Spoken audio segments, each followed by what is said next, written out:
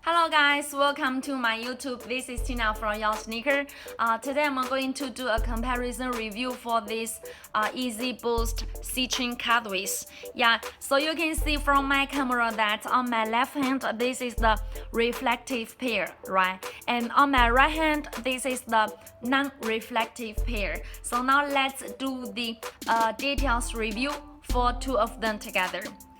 See this reflective pair first.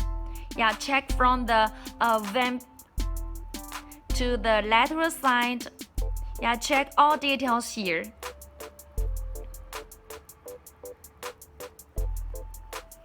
And this back counter.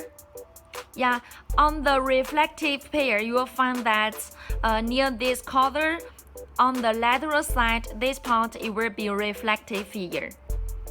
Okay, let's check the medial side and the bottom, the boost. See? Okay, and now let's check this this non-reflective pair here. Okay, check this vamp and the